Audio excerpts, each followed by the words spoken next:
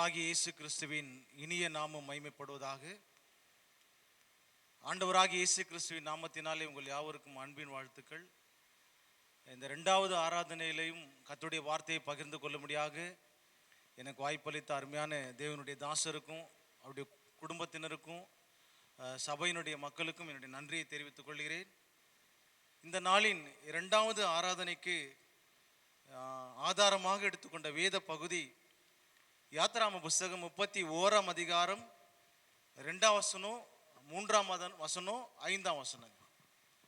நான் யூதாவின் கோத்திரத்தில் ஊருடைய மகனாகிய ஊரியின் குமாரன் பெசலெயேலை பேர் சொல்லி அழைத்து வினோதமான வேலைகளை அவன் யோசித்து செய்கிறதற்கும் பொன்னிலும் வெள்ளியிலும் வெண்கலத்திலும் வேலை செய்கிறதற்கும் ரத்தினங்களை 5 வாசிங்க மற்றும் சகலவித வேலைகளையும் யூகித்து செய்கிறதற்கும் வேண்டிய ஞானமும் புத்தியும் அறிவும் அவனுக்கு உண்டாக அவனை தேவ ஆவியினால் நிரப்பினேன்.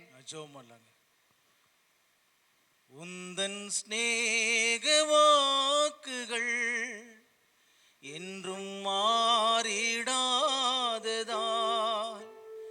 என்னை என்றும் வழி நடத்தும் உந்தன் ஜீவ பாதையில், உந்தன் ஜீவ பாதையில் உந்தன் ஸ்நேக வாக்குகள் என்றும் மாறிடாததால்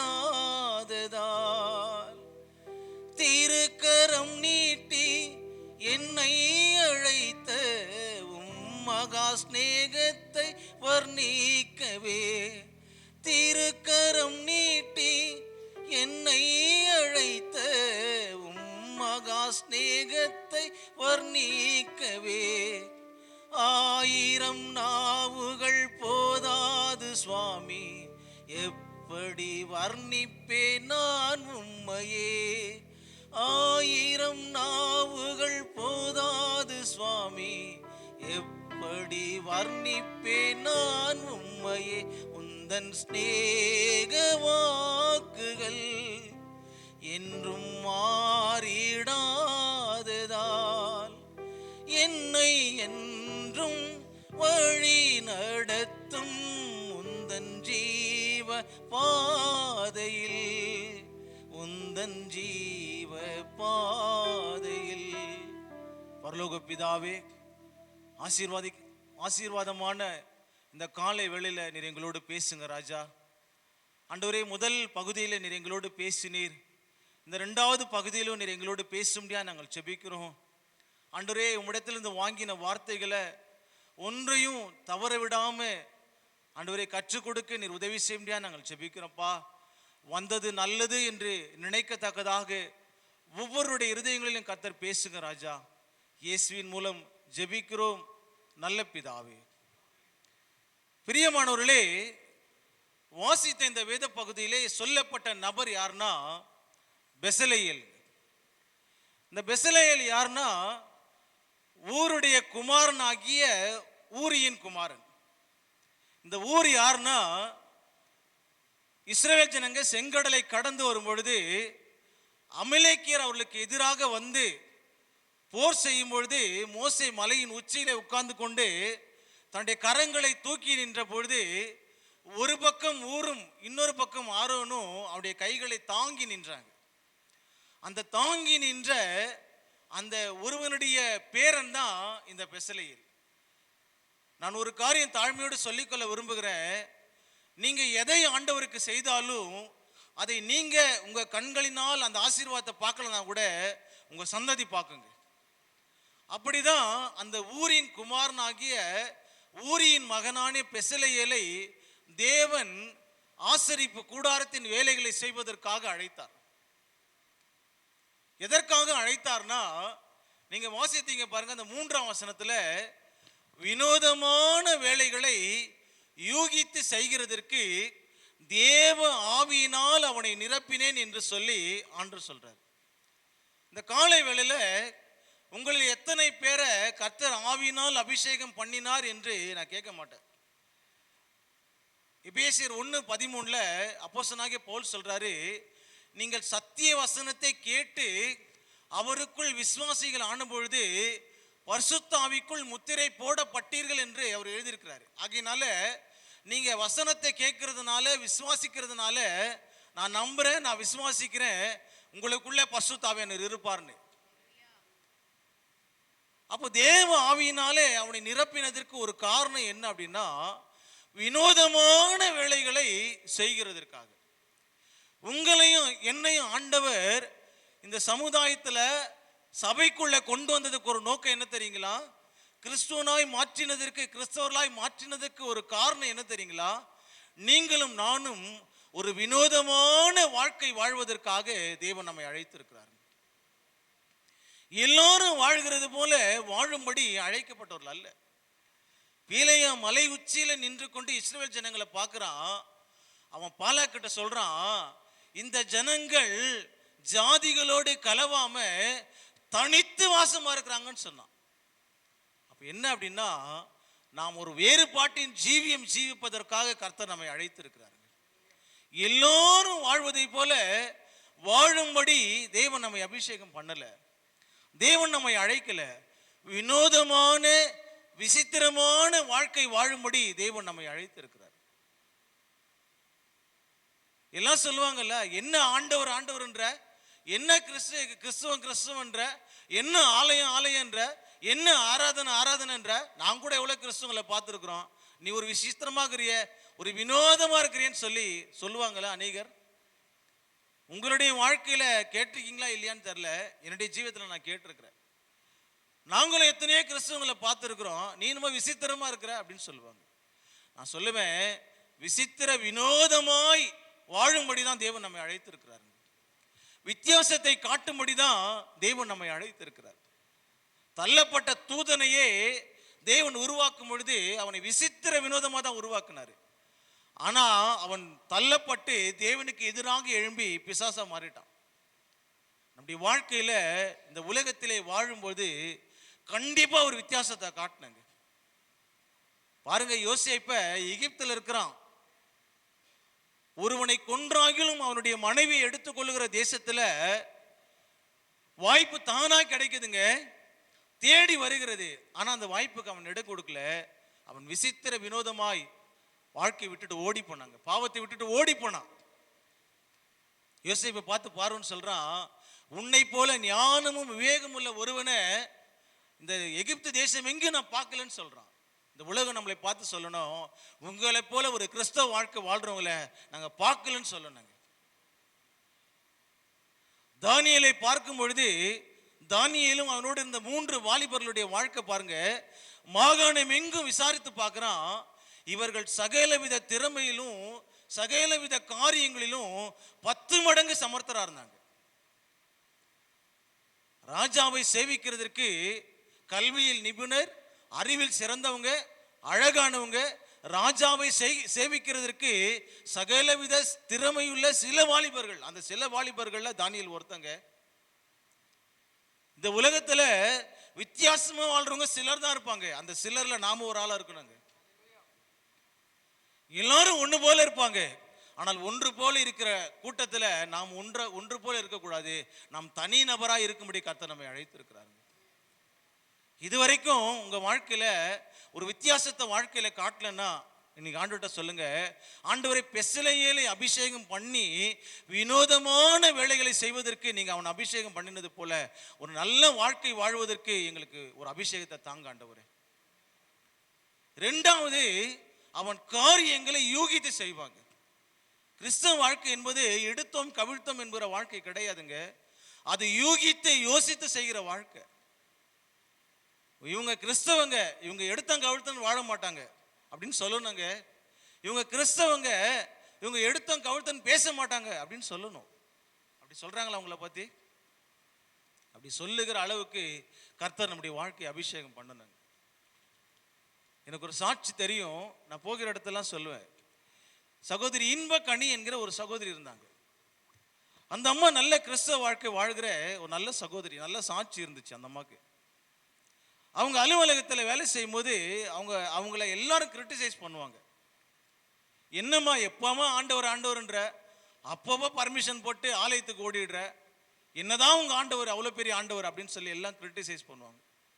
ஒரு நாள் அவங்க அலுவலகத்திலே ஒரு கான்ஃபரன்ஸ் கூட்டம் நடக்கிறதுக்காக அந்த மேலதிகாரி சொன்னார், அம்மா இன்னைக்கு குறிப்பிட்ட நாளில் ஒரு கலந்தாய்வு கூடுக இருக்குது, நம்ம 2 பேரும் தூரமாக போக போகிறோமான்னு சொல்லி அந்த ஒரு அதிகாரி இந்த அம்மாட்ட சொன்னார். இந்த அம்மா அந்த அதிகாரியுடைய பர்சனல் அசிஸ்டண்ட்டு. குறிக்கப்பட்ட நாள் வந்தது. அவங்க 2 பேரும் அந்த கலந்தாய்வு கூடுகைக்காக தூரமாக பிரயாணம் பண்ணுறாங்க. அந்த மேல் அதிகாரி கார் ஓட்டுறாரு, இந்த அம்மா பின்னாடி உட்காந்துட்டு வராங்க, ஃபைல்லாம் கொண்டுட்டு வராங்க. இவர் டேஷ்போர்டை கார் ஓட்டிட்டு டேஷ்போர்டை திறந்து ஒரு டிராக்ட் எடுத்து அந்த அம்மா கிட்ட கொடுக்குறாரு பின்னாடி, இந்தம்மா இதை வாசிமா அப்படின்றாரு. அந்த அம்மா வாங்கி பார்க்குறாங்க. அந்த டிராக்டுடைய தலைப்பு, அந்த கைப்பிரதியினுடைய தலைப்பு, தானியேலை சிங்கங்களின் வாய்க்கு தப்புவித்த தேவன். கொடுத்துட்டாரு. இந்த அம்மா வாசிச்சுட்டு ஃபைலில் வச்சுக்கிட்டாங்க. ஒரு 2 நிமிடம் தாமதமாக கேட்குறாரு, என்னம்மா வாசிங்களான்னு கேட்குறாரு. அவங்க வாசிச்சிட்டேன் சார்ன்றாங்க. என்ன வாசிங்க? தானியேலை சிங்கங்களின் வாய்க்கு தப்புவித்த தேவன் அப்படின்னு அந்த அம்மா பதில் சொன்னாங்க. உடனே அவர் சொன்னாரு, ஆமா, எவ்வளவுதான் பொய் சொல்லுவீங்க, நீங்க கட்டுக்கதை சொல்றதுக்கு ஒரு அளவு இல்லை, இதெல்லாம் நம்புற மாதிரி இருக்குதாமா? உங்க ஆண்டவர் சிங்கங்களின் வாய்க்கு ஒரு மனிதனை தப்புவித்தாராம். எவ்வளவுதான் பொய் சொல்லுவீங்க, ஒரு நம்புற அளவு, நான் நம்புற மாதிரிலாம் சொல்ல மாட்டீங்களா? என்னம்மா இதெல்லாம் அப்படின்னு சொல்லி கிரிட்டிசைஸ் பண்ணார். அந்த அம்மா ஒன்றுமே பேசலை. நேராக கொஞ்சம் சில மணி நேரங்களுக்கு அப்புறம் அவங்க போக வேண்டிய இடம் வந்துச்சு. அந்த வளாகத்துக்குள்ளே 2 பேரும் நுழைஞ்சாங்க. அவர் நேராக அலுவலகத்துக்கு போயிட்டார். இந்த அம்மா கான்ஃபரன்ஸ் ஹாலுக்கு போகிறாங்க நடந்து. அந்த கான்ஃபரன்ஸ் இருக்கிற ஆள் வந்து ஒரு ரோமன் கத்தோலிக் மடம் நிறைஞ்ச ஒரு மடம். அது ஒரு ஃபாரஸ்ட் ஏரியா பக்கத்தில். இந்த அம்மா மெதுவாக ஃபைலை எடுத்துகிட்டு மெதுவாக தலை குனிஞ்சு அப்படியே தரையை பார்த்து நடந்து போயிட்டே இருக்கிறாங்க. பின்னாடி இருந்து ஒரு குரல் கேட்குது, சிஸ்டர் சிஸ்டர் நில்லுங்க சிஸ்டர், போகாதீங்க அப்படின்னு சொல்லி குரல் கேட்குது. இந்த அம்மா நின்றுட்டு நிமிர்ந்து பார்க்குறாங்க. இவங்களுக்கு முன்னாடி 4 அடியில் ஒரு ராஜநாகம் படம் எடுத்துகிட்டு சீறிட்டு நிற்குது. கூர்ந்து இவங்களை பார்த்துட்டு நிற்குது. அது வரைக்கும் அவங்க பார்க்கல. நிமிர்ந்து பார்க்குறாங்க. 4 அடி ராஜநாகம், 4 அடிக்கு மேலே. அது படம் எடுக்கிறது மட்டும், அது மிக நீளமாக இருந்துச்சு பாம்பு. இவங்களுக்கும் அந்த பாம்புக்கும் ஒரு 1.5-2 அடி தான் இருக்கும். சிஸ்டர் சொல்கிறாங்க பின்னாடி இருந்து, சிஸ்டர் போகாதீங்க, நில்லுங்க, அப்படியே நில்லுங்க, முன்னாடியும் வராதிங்க பின்னாடியும் போகாதீங்க. எல்லாம் நின்றுட்டாங்க. எல்லாரும் வந்துட்டாங்க. இந்த அம்மா அப்படியே நின்றுட்டாங்க. அங்கேருந்த ஒரு சிஸ்டர் சொன்னாங்க, ஒரு கன்னியாஸ்திரி, இன்றைக்கு இங்கே ஏதோ அசம்பாவிதம் நடக்க போகுது அப்படின்னு சொல்கிறாங்க. அதற்குள்ளாக தீயணைப்பு வீரர்களுக்கு அவங்க அறிவிப்பு கொடுத்துட்டாங்க. கூட்டம் திரளாய் சேர்ந்து விட்டது. அங்கே இருந்த மடத்தில் இருந்த எல்லா சிஸ்டர்ஸும் வந்துட்டாங்க. கான்ஃபரன்ஸ் ஹாலுக்கு வந்த எல்லாருமே வந்துட்டாங்க. அவங்க அதிகாரி அங்கே நிற்கிறாரு. நம்ம அப்படியே அமைதியாக நிற்கிறாங்க. என்ன பண்ணுறதுன்னு தெரில. அங்கே இருந்த ஒரு ரோமன் கத்தோலிக் சிஸ்டர் சொன்னாங்களாம், சிஸ்டர் உங்களுக்காக நான் ஒரு பாட்டு பாட்டுமா சிஸ்டர்னாங்களாம். இன்பகனி சிஸ்டர் சொன்னாங்களாம், பாடுங்க சிஸ்டர்னாங்களாம். அவங்க பாடினாங்க, உன்னதமானவரின் உயர் மறைவில் இருக்கிறவன், சர்வ வல்லவரின் நிழலில் தங்குவான், இது பரமசிலாக்கியமே.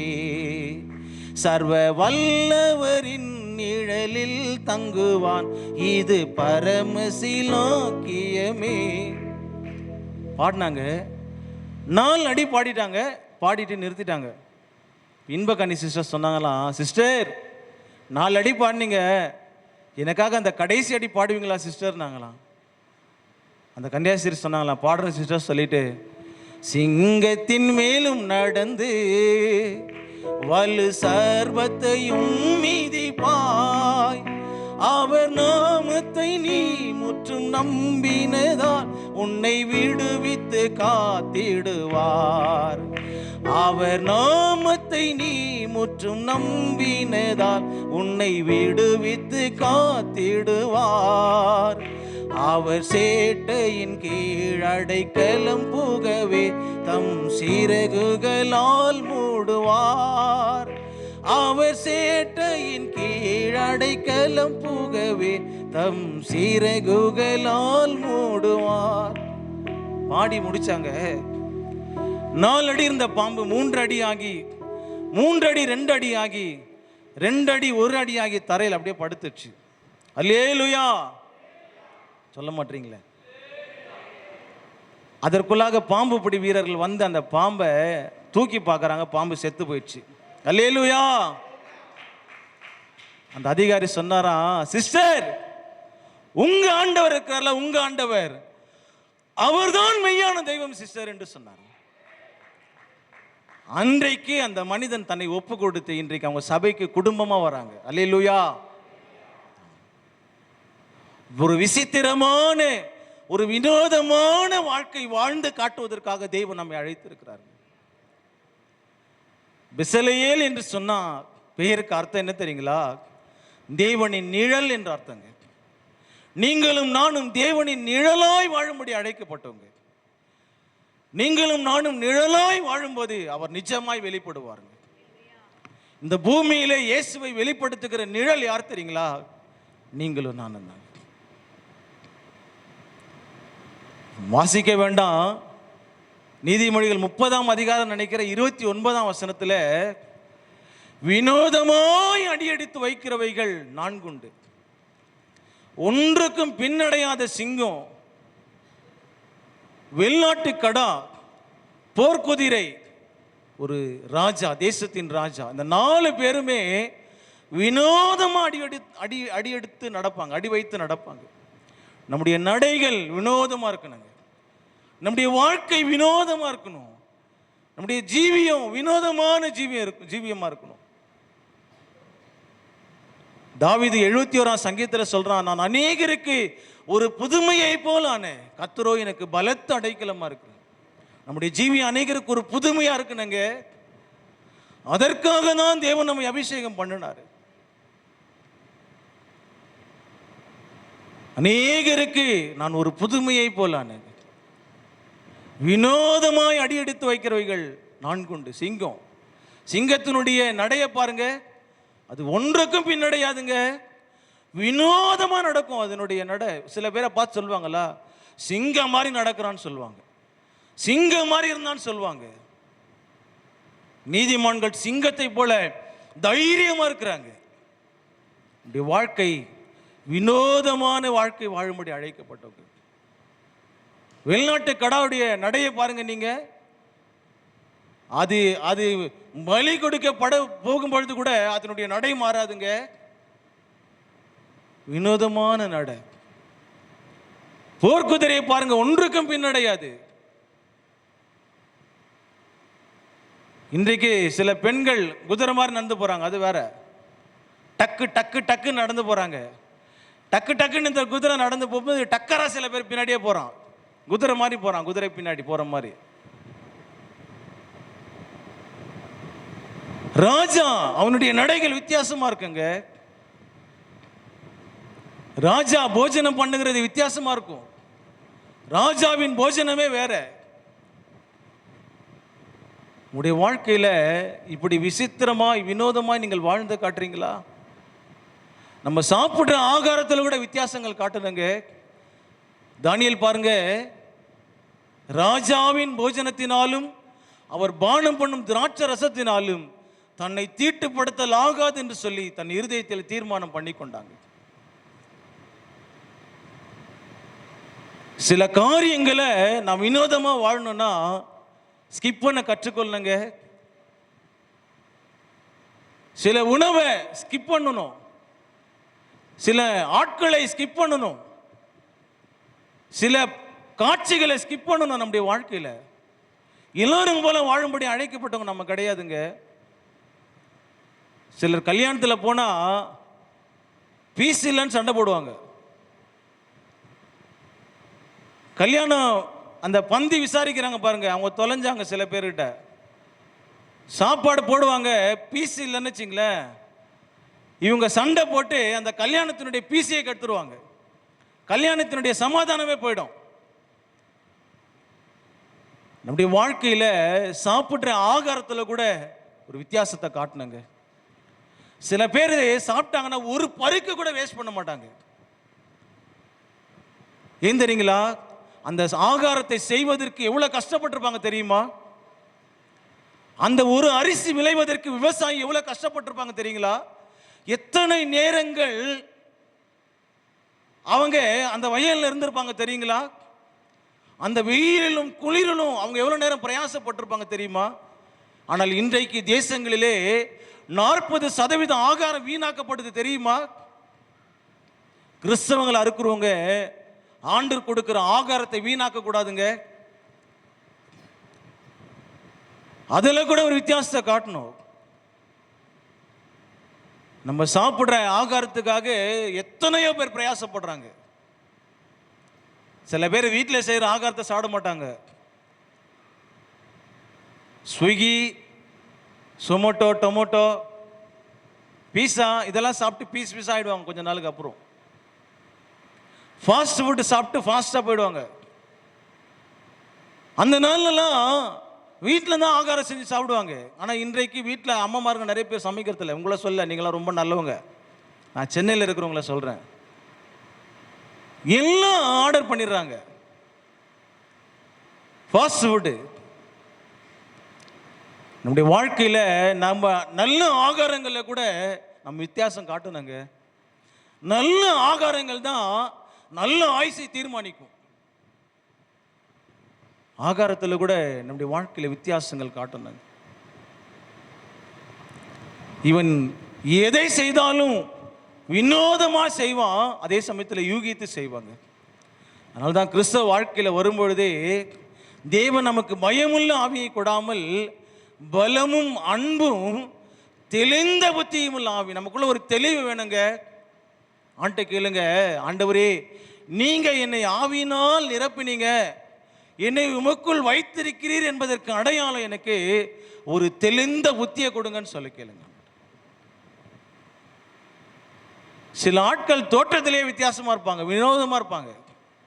நம்முடைய தேசத்தில் ஒரு மனிதன் இருந்தாங்க. அவன் பயங்கர உடல் பருமனா இருந்தான். அவனுக்கு ஒரு ஆசை இருந்துச்சு, எப்படி ஆகிலும் நம்முடைய உடம்பை குறைச்சிடணும்னு ஒரு ஆசை இருந்துச்சு. சரி, உடலை குறைக்கிறதுக்கு முன்னாடி, உடல் பருமனை குறைப்பதற்கு முன்னாடி எடை போட்டு பார்த்துடலான்னு சொல்லிட்டு எடை மிஷின் கிட்ட போயிட்டு ஒரு 2 ரூபாய் காயினை போட்டு எடை மிஷினில் போய் நின்னான் வெயிட்டு காட்டுறதுக்காக. அந்த எடை மிஷினில் ஒரு துண்டு சீட்டு வந்துச்சு. அந்த துண்டு சீட்டை ஆர்வமாக எடுத்து படிக்கிறான், பார்க்குறான். அதில் ஒரு வாசகம் இருந்துச்சு, ஒரு முறை ஒருவர் மட்டுமே ஏறவும் வந்துச்சு. அவ்வளோ உடல் பருமன். போட்டுட்டு அந்த டோக்கனை போட்டுட்டு காசை போட்டுட்டு டிக்கெட் எடுத்து பார்க்குறான், ஒரு முறை ஒருவர் மட்டுமே ஏறவும். மிஷின் நினச்சிச்சு நான் 2-3 பேர் ஏறான் சேர்ந்து போல நினச்சிச்சு. அவ்வளோ வெயிட்டு. அவன் நினைச்சா மிஷின் கூட நம்மளை அசிங்கப்படுத்துதுன்னு சொல்லிட்டு வீட்டுக்கு வந்துட்டான் துக்கத்தோடு. ஒரு நாள் இவனுக்கு வியாபார விஷயமா, வர்த்தக விஷயமா அமெரிக்காவுக்கு போகிறதுக்கு ஒரு வாய்ப்பு கிடைச்சிது. அமெரிக்காவுக்கு போன வியாபார விஷயமா அந்த விமான நிலையத்திலிருந்து இறங்கி அந்த பட்டணத்தின் வழியாக நடந்து போகும்பொழுது அங்கே ஒரு வாசகம் போட்டிருந்துச்சு, உங்கள் உடல் எடையை குறைக்க வேண்டுமானால் இங்கே வரவும் போட்டிருந்துச்சு. அவன் நினைச்சான், இந்தியாவில் தான் நமக்கு சொல்யூஷன் கிடைக்கல, அமெரிக்காவில் ஆகிலும் நமக்கு சொல்யூஷன் கிடைக்குன்னு சொல்லிட்டு நேராக அந்த இடத்துக்கு போனால், அங்கே போனால் வரவேற்பு அறையில் அந்த ரிசப்ஷனில் ஒரு சகோதரி உட்காந்துருந்தாங்க, ஒரு லேடி உட்காந்துருந்தாங்க. அவங்க போன உடனே இவரை வரவேற்றாங்க. வாங்க சார், வாங்க சார்னு கூப்பிட்டாங்க. அப்போ போனாங்க. அவர் சொன்னார், நான் உடல் ரொம்ப பருமனாக இருக்கிறேன், என் உடம்பை குறைக்கணும், நான் இங்கே இந்த பெயர் பலகையை வாசித்தேன், ஆகையினால நான் இங்கே வந்தேன்னு சொன்னாங்க. தாராளமாக வாங்க சார், இன்றைக்கி ட்ரீட்மெண்ட் ஆரம்பிச்சிடலாம் சார் சொன்னாங்க. அப்போ அவங்க சொன்னாங்க, சார் 2 ட்ரீட்மெண்ட் இருக்குது, உங்களுக்கு எது சார் வேணும் அப்படின்னாங்க. ஒன்று ஆர்டினரி ட்ரீட்மெண்ட்டு, இன்னொன்று special treatment, deluxe treatment sir சொன்னாங்க. இவன் நினச்சான் அமெரிக்காலலாம் நிறைய காசு இருக்கும், அதனால் ஆர்டினரி ட்ரீட்மெண்ட்டே போதும்னு சொல்லிட்டு ஆர்டினரி ட்ரீட்மெண்ட்டுக்கு ஒத்துக்கிட்டான். அவன் சொன்னாங்க $10 ஆகும் சார். நாங்கள் தாராளமாக கொடுத்துட்டான். $10 கொடுத்துட்டு டோக்கன் வாங்கினா. அவங்க சொன்னாங்க, இதோ இருக்குப்பா சார், இந்த ரூம்குள்ளே போங்க சார். அவன் என்ன பண்ணான், பேகெல்லாம் வச்சுட்டு அந்த ரூம்குள்ளே போனால் அந்த ரூம் பாதி சாத்தி பாதி திறந்துருந்துச்சு.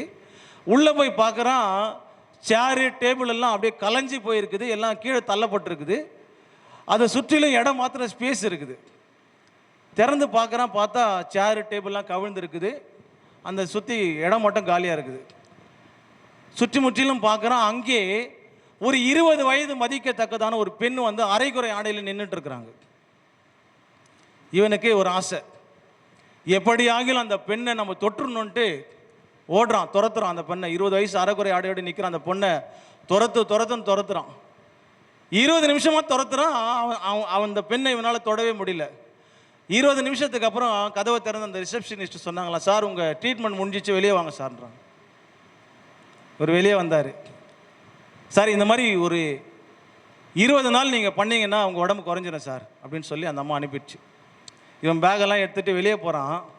வெளியே போகும்போதே இவன் யோசிச்சுட்டு போகிறான், சாதாரண ஆர்டினரி ட்ரீட்மெண்ட்டு இவ்வளோ சூப்பராகுது, டீலக்ஸ் எவ்வளோ நல்லா இருக்குன்னு சொல்லிட்டு யோசிச்சுட்டே போகிறான்.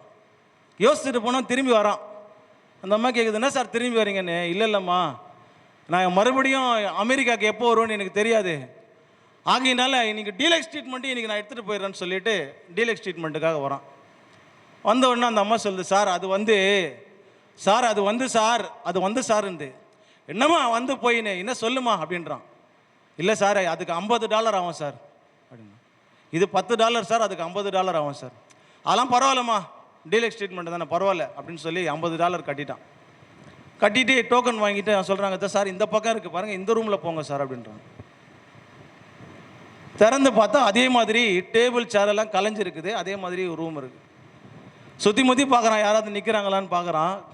அங்கே 90 வயசு கிழவி ஒன்று நிற்குது. அந்த கிழவி இவனை துரத்தி இவன் ஓட அந்த அம்மா துரத்த அந்த கிழவி துரத்த இவன் ஓடி நாக்கு தொங்கி வெளியே வந்து விழுந்தான். அந்த ரிசப்ஷன் சொன்னான், சார் 4 நாள் இந்த மாதிரி ட்ரீட்மெண்ட் பார்த்தீங்கன்னா உங்கள் உடம்பு குறைஞ்சிடும் சார்னு சொன்னான். இப்படி வினோதமான உடல் பாகு கொண்டவங்க வினோதமான வழிகளை தேர்ந்தெடுத்துக்கிறாங்க. நம்முடைய வாழ்க்கையில் இதெல்லாம் உலகத்தினுடைய வழிகள் அல்லங்க. தேவன் காட்டுகிற வேதத்தின் வெளிச்சத்தில் நடந்து விசித்திரமான வினோதமான வாழ்க்கை வாழும்படி கர்த்தர் நம்மை அழைச்சிருக்கிறார். நான் 4 காரியத்தை வேகமாய் சொல்லி நான் கடந்து போகிறேன். அவனிடத்தில் காணப்பட்ட விசேஷமான காரியங்கள் பாருங்க. இந்த பெசலெயேல் என்னத்தை செய்யறதுக்கு அவனை அழைச்சார்னா, ஆசரிப்பு கூடாரத்தை செய்வதற்காக இந்த பெசலெயேலை கர்த்தர் அழைச்சாருங்க. ஆசரிப்பு கூடாரத்தை செய்கிற வேலை பெசலெயேல் வேலை. ஆசரிப்பு கூடாரத்துக்குள்ளே வேலை செய்கிறதுக்கு ஆரோனுடைய வேலை. நான் சொல்லுவேன், கர்த்தர் ஒவ்வொருவருக்கும் ஒரு விசேஷமான தாளந்துகளை கொடுத்துருக்குறாங்க. எல்லோருக்கும் தாளந்துகள் இருக்குது. அவரால் இதை செய்ய முடியும், என்னால் இதை செய்ய முடியாதுன்னு நீங்கள் நினைக்காதீங்க. உங்களால் செய்ய முடியாத காரியத்தை அவர் செய்வார், அவரால் செய்ய முடியாத காரியத்தை நீங்கள் செய்வீங்க. அதனால் ஆண்டவர்கிட்ட சொல்லுங்க, ஆண்டவர் எல்லாருக்கும் ஒரு விசேஷமான வரம் இருக்குதுப்பா, எனக்கும் ஒரு விசேஷமான வரத்தை நீங்கள் தாங்கன்னு சொல்லுங்க. நம்முடைய கிறிஸ்தவ வாழ்க்கை, விசுவாச வாழ்க்கை, பரிசுத்த ஜீவியம் என்பது ஒரு விசித்திரமான வாழ்க்கைங்க, ஒரு வினோதமான வாழ்க்கை. விசுவாசித்து ஜீவிக்கிறது என்பது ஒரு கஷ்டமான காரியம் தாங்க. நம்ம எல்லாரும் ஆண்டவரை பார்க்கலங்க, மாறாக தரிசித்து நடக்கிறோம், விசுவாசத்து நடக்கிறோம். எல்லாம் கேட்பாங்க, என்ன விசுவாசம்னு. நீங்கள் விசுவாச ஜீவியத்தை வாழ்ந்து பாருங்க, அது ஒரு விசித்திரமான ஜீவியங்க. இவனிடத்திலே காணப்பட்ட மிக முக்கியமான ஒரு காரியம் என்னன்னா, வாசிங்களே, யாத்ராம புஸ்தகம் 35ஆம் அதிகாரம் 33, 34. அவனுக்கு ஞானத்தையும் புத்தியையும் அறிவையும் அருளி அவன் சகலவித வேலைகளையும் செய்யும்படி தேவ ஆவியினாலே அவனை நிரப்பினார். அவன் இருதயத்திலும் தான் கோத்திரத்து அகிசாமாகின் குமாரனாகிய அகோலியாபின் இருதயத்திலும் போதிக்கும் வரத்தையும் அருளினார். பாருங்க, இவனுக்குள்ளே ஒரு வரம் இருந்துச்சுங்க. என்ன வரம் தெரியுங்களா? எங்களை போல போதிக்கிற வரம் கிடையாது. இவனுக்கு அந்த ஆசரிப்பு கூடாரத்தின் வேலைகளை செய்யும்படி தேவன் என்னவெல்லாம் கற்றுக் கொடுத்தாரோ அதை மற்றவர்களுக்கு கற்றுக் கொடுக்கிற ஒரு வரம் இருந்துச்சு. இவன் மட்டும் அந்த ஆசரிப்பு கூடாரத்தின் வேலையை செய்ய முடியாதுங்க, எல்லாரும் சேர்ந்து தான் செய்ய முடியும். எல்லாரும் சேர்ந்து செய்யணும் அப்படின்னா அதை கற்றுக் கொடுப்பதற்கு ஒரு வரம் வேணும்ல. அந்த வரத்தை பெசலெயேலுக்கும் அகோலியாப்புக்கும் கர்த்தர் கொடுத்தாருங்க. நான் சொல்லுவேன், சபையில் ஊழியத்தை கட்டவும், சபையில் ஊழியத்தை செய்யவும், ஆலயத்தை கட்டவும் பாஸ்டால மாத்திர முடியாதுங்க. நம்ம எல்லாரும் சேர்ந்தாதான் அதை செய்ய முடியுங்க. ஊழியம் கட்டப்படணும்னா பாஸ்டால மாத்திரம் செய்ய முடியாது, நம்ம எல்லாரும் இணைந்து தான் கர்த்தருடைய ராஜ்யத்தை கட்ட முடியுங்க. அப்போ பாஸ்டர் உங்களுக்கு சொல்லி கொடுப்பாரு, நீங்கள் கற்றுக்கொண்டு அதை அபியாசப்படுத்தணும்னு நீங்க மாறணுங்க. இவனுக்குள்ளே ஒரு வரம் இருந்துச்சு. என்ன வரம் அப்படின்னா, இவன் கற்றுக்கொண்டதை கற்றுக் கொடுத்து அந்த சபையினுடைய வேலைக்கு, அந்த ஆசரிப்பு கூடாரத்தின் வேலைக்கு அதை பயன்படுத்துவான். உங்க எல்லாருக்கும் ஒரு வரம் இருக்குதுங்க. பைபிள்ல ஒரு வரம் இருக்குது, 9 வரம் இருக்குது. எல்லாருக்கும் ஒரு வரம் இருக்குதுங்க. நீங்க எத்தனை பேர் இருக்கிறீங்க எனக்கு சரியா கவுண்ட் தெரியல. ஒருவேளை நீங்க 100 பேரோ அல்லது 200 பேரோ இருப்பீங்கன்னா, உங்கள் 100 பேருக்கும் 200 பேருக்கும் கொடுப்பதற்கு கர்த்தரிடத்தில் வரம் உண்டுங்க. இன்னும் சொல்ல போனா சபையினுடைய வளர்ச்சி என்பது வரங்களில தாங்க உண்டு.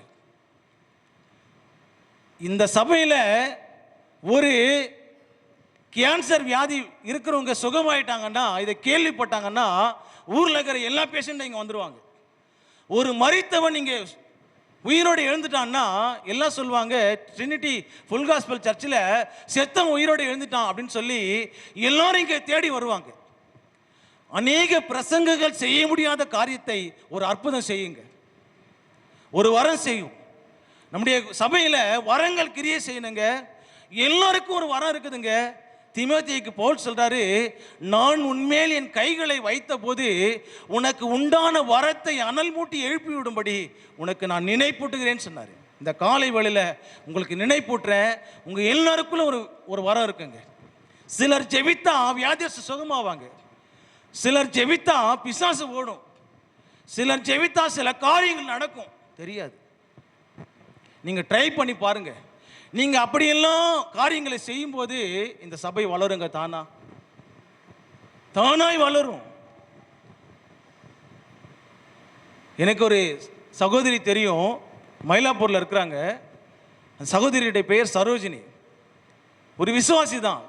அந்த வீட்டுக்கு பாஸ்டர் ஒரு நாள் ஹவுஸ் விசிட்டிங் போறாரு.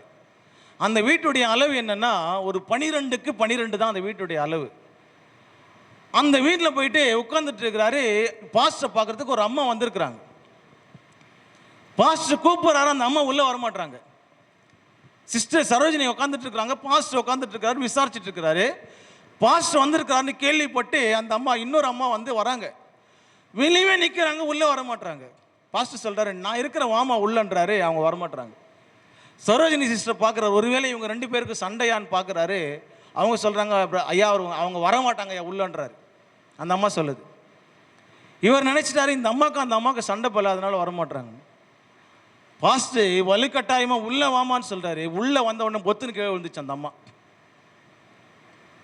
இந்த அம்மா சரோஜினி அம்மா ஜெபிக்கிற தாய், நல்லா ஜெபிப்பாங்க, மணிக்கணக்கா நேர கணக்கா ஜெபிப்பாங்க. அதனால அந்த அம்மாவுக்குள்ள பிசாசு இருக்கிறதுனால இந்த வீட்டுக்குள்ள அந்த அம்மாவில் வர முடியல. பாஸ்டர் ஆச்சரியப்பட்டாராம், எனக்குள்ள கூட இப்படிப்பட்ட ஒரு வரம் இல்லைங்க. அதுக்கப்புறம் அவங்கள சபையில் கூட்டு போயிட்டு ஜெபிச்சு அந்த பிசாசு ஓட்டுனாங்க அவங்ககிட்ட. ஏன் சொல்றேன்னா, வரம் என்பது எல்லாருக்கும் உண்டுங்க. இந்த ஆசரிப்பு கூடாரத்தை அவன் அழகாய் செய்ததுக்கு காரணம் என்னன்னா, அவனுக்குள்ள இருந்த போதிக்கு வரங்க. அவன் கற்றுக்கொண்டதை அழகா கற்றுக் கொடுத்தான். வைத்தியனே உன்னை நீயே குணமாக்கிக்கொள் என்ற ஒரு பழமொழி வேதத்தில் உண்டு. இயேசு கிறிஸ்து சொல்லுவாங்க, இந்த ஊர்ல கொஞ்சம் அற்புதம் செய்ய அப்படின்னு சொல்லுவாங்க. ஆண்டவர் சொல்லுவாரு, வைத்தியனே உன்னை நீயே குணமாக்கிக்கொள் என்கிற பழமொழியை என்கிட்ட சொல்றீங்களான்னு கேட்பார். நம்ம வைத்தியர்லாம் இருந்தா நம்மையே குணமாக்கி கொள்ளுகிற ட்ரீட்மெண்ட் நம்ம பார்க்கணும். டாக்டருங்க சில நேரங்களில் அவங்களே ட்ரீட்மெண்ட் பார்த்துப்பாங்க. ஏன்னா அவங்களுக்கு தெரியல என்ன மெடிசன்ட்டு. We are all in spiritual டாக்டர்ஸுங்க. நம்ம எல்லாரும் ஆவிக்குரிய மருத்துவர்கள். உங்களால் முடியாத காரியத்தை ஐயாட்ட கொண்டு வாங்க. உங்களால் எது முடியுமோ அதை செய்வதற்கு நீங்கள் பிரயாசப்படுங்க. அதனால எல்லாருக்கும் ஒரு வரம் உண்டுங்க. சிலருக்கு ஜெபிக்கிற ஒரு கிருபை இருக்கும். சிலருக்கு ஜெபம் பண்ணா அநேக மனிதர்கள் சுகமாவாங்க, விடுதலை ஆவாங்க. சிலர்கிட்ட போனீங்கன்னா ஆறுதலா பேசுவாங்க. சிலர்கிட்ட போனீங்கன்னா பிரச்சனைகளுக்கு தீர்வு கிடைக்கும். சில பேர்கிட்ட போனீங்கன்னா பிரச்சனை ஆயிடும். சில பேர் பாடினா ஆறுதலா இருக்கும், சில பேர் பாடினா இருக்கிற ஆறுதலும் போயிடும். சில பேர் தொட்டா நமக்கு அவ்வளோ ஆறுதலா இருக்கும், நம்ம தோல் மேல கை போட்டாங்கன்னா அவ்வளோ ஆறுதலா இருக்கும். சில பேர் நம்மளை தொட்டா நம்ம கெட்டோம். அன்பானவர்களே, நம்முடைய வாழ்க்கையில் எல்லாருக்கும் ஒரு வரம் உண்டுங்க. தேவ ஆவியினால பெசலேயேல் அபிஷேகம் பண்ணாரு. நீங்க நினைக்கலாம், நான் சாதாரணமான ஆளு, நான் ஒரு ஆளா அப்படின்னு நீங்க நினைக்கலாம். நீங்க நினைப்பதல்லங்க, அவர் உங்களை குறித்து என்ன நினைக்கிறாருன்னு பாருங்க. உங்களை குறித்து மற்றவங்க என்ன நினைக்கிறாங்கன்னு பார்க்காதீங்க. உங்களை உருவாக்கினவர் என்ன நினைக்கிறாருன்னு பாருங்க. உங்களுக்கு உரு கொடுத்தவர் என்ன நினைக்கிறாருன்னு பாருங்க. நான் சொல்லுவேன், மனிதனுடைய அபிப்பிராயங்களுக்கு சேர வேண்டிய இடம் எது தெரியுங்களா? மனிதனுடைய அபிப்பிராயங்களை போட வேண்டிய இடம் எது தெரியுங்களா? குப்பை தொட்டி தாங்க. மனுஷன் நினைப்பான், இதெல்லாம் உருப்படாது, இதெல்லாம் சேராது, இதெல்லாம் வருமான்னு நினைப்பாங்க. ஆனா கர்த்தர், அவர்களை தான் கர்த்தர் உயரத்தில் வைப்பாருங்க. ஆண்டு கேளுங்க, ஆண்டவரே எங்களுக்கும் ஒரு வரம் இருக்குதுப்பா. நான் ஜெபித்து என் குடும்பத்தினுடைய சூழ்நிலையை மாற்றுவேன் ஆண்டவரே. நான் ஜெபித்து என் சபையினுடைய நிலவரத்தை மாற்றுவேன் ஆண்டவரே. அவனுக்குள்ள ஒரு விசேஷமான ஒரு வரம் இருந்துச்சு. சிலர் போடுற ட்ரெஸ்ஸில் ஒரு அபிஷேகம் இருக்குங்க. சிலர் பயன்படுத்துகிற கட்சியில் ஒரு அபிஷேகம் இருக்கும். தெரியுமா? ஒரு வரம் இருக்கும். சிலருடைய கட்சியை போட்டால் சுகமாயிடுவாங்க. சிலர் போட்ட ட்ரெஸ்ஸை ஒருத்தர் போட்டாங்கன்னா மனம் திரும்பிடுவாங்க. தெரியுமா?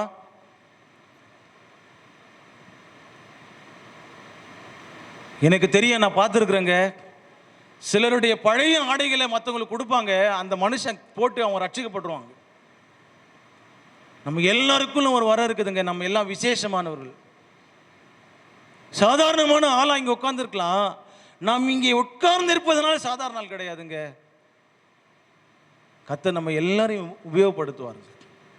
இந்த அகோலியாபுக்கும் இந்த பெசலேயேலுக்கும் கர்த்தர் விசேஷமான ஒரு வரம் கொடுத்திருந்தார். ஒரு ஆலயமோ ஒரு ஊழியமோ கட்டப்படுவது வரங்களினால் தாங்க. இந்த ஆசரிப்பு கூட அழகா நிக்கிறதுக்கு காரணம் என்ன தெரியுங்களா? பெசலேயேலுக்குள்ளும் அகோலியாபுக்குள்ளும் இருந்த வரம் தாங்க. அவனுக்குள்ள எதெல்லாம் கர்த்தர் வைத்தாரோ அதெல்லாம் அழகா கற்றுக் கொடுத்தான். அம்மா நீ இதை செய்யி, பிரதர் நீ இதை செய்யி, சிஸ்டர் நீங்க இதை பண்ணுங்க, சிஸ்டர் பிரதர் நீங்க இதை பண்ணுங்கன்னு ஒருத்தருக்கும் இன்ஸ்ட்ரக்ஷன் கொடுத்து அவங்க எல்லாரும் செஞ்சு கொண்டு வந்ததை ஆலயத்தில் வச்சுட்டான். ஆலயம் அழகாய் மாறிவிட்டதுங்க. நீங்க எல்லாரும் சேர்ந்து தாங்க ஆலயத்தை அழகுபடுத்த முடியும். நீங்க எல்லாரும் சேர்ந்து தான் ஊழியத்தை அழகுபடுத்த முடியும். அப்ப நம்ம என்ன பண்ணணும் அப்படின்னா, ஆண்டவரே கற்றுக்கொள்வதற்கு என்ன நம்முடைய கரங்களை ஒப்பு கொடுக்குறப்பா. வரங்களை நீர் எனக்கு அனல் மூட்டி எழுப்பி விடுங்க ஆண்டவரே. ஒரு அப்பாவும் ஒரு மகளும் அடிக்கடி கடைக்கு போவாங்களாம். ஒரு கவிஞர் இதை எழுதுறாரு. அடிக்கடி கடைக்கு போவாங்களாம். அப்பா என்ன வாங்குறாருன்னு மகளுக்கு நல்லா தெரியும், அடிக்கடி போனதுனால. ஒரு நாள் மகளும் அப்பாவும் மெடிக்கல் ஷாப் போகிறாங்க. மெடிக்கல் ஷாப் போன உடனேயும் மெடிக்கல் ஷாப்காரர்கிட்ட மக கேட்குறா, இங்கே தாத்தாக்கு பிபி மாத்திரை கொடுங்கன்னு கேட்குறா. பேரை சொல்லி கேட்குறா. குழந்தை பாப்பா. அப்பா கேட்கல, மகளே கேட்குறா. பிபி மாத்திரையை மெடிக்கல் ஷாப்காரர் எடுத்து கொடுக்குறாரு. வாங்கிட்டாங்க. வாங்கிட்ட உடனேயும் ரெண்டாவது கேட்குறா, அம்மாவுக்கு அனிமியா, ரத்த சோகை. அனிமியாவுக்கு மாத்திரை கேட்டு மகள் கேட்டு வாங்குறா. பேர் சொல்லி வாங்குறா. இது ரெண்டும் வாங்கிட்ட உடனேயும் வீட்டையாக்கு ஒரு ஞாபகம் வருது. கிளம்பும் போதே வீட்டம்மா சொன்னாங்க, வரும்போது எறும்பு மருந்து வாங்கிட்டு வாங்கன்னு சொன்னாங்க.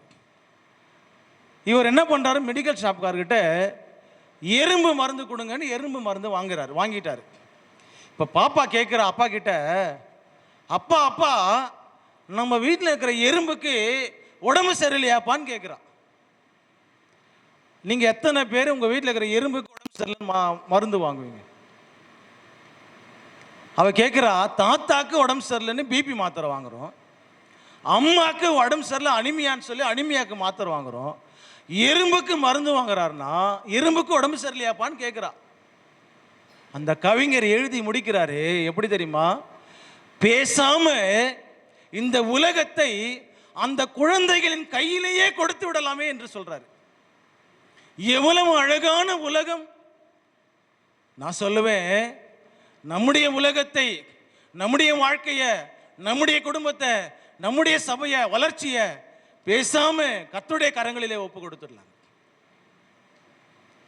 அவர் நம்மை வரங்களினால் அலங்கரிப்பாருங்க.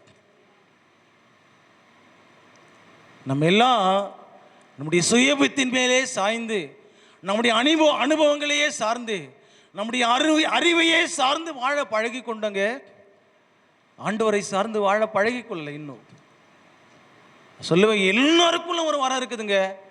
சிலர் ரொம்ப நல்லா பாடுவாங்க, சிலர் ரொம்ப நல்லா பேசுவாங்க, சிலர்கிட்ட போனா எல்லா பிரச்சனைகளுக்கும் தீர்வு கிடைக்கும். யாருக்குள்ள என்ன இருக்குதுன்னு தெரியாதுங்க. ஆனா நான் சொல்லுவேன், எல்லாரும் சேர்ந்தாதான் ஒரு குடும்பங்க, எல்லாரும் சேர்ந்து கட்டினாதான் ஒரு சபைங்க. சில வீடுகளில் வீட்டையா சம்பாரிச்சாருன்னா அது குடும்ப காசு, வீட்டம்மா சம்பாரிச்சாங்கன்னா அது அவங்க காசு. எத்தனை குடும்பத்தில் இருக்குதுன்னு தெரியல, சென்னையில் நிறைய குடும்பத்தில் இருக்குது.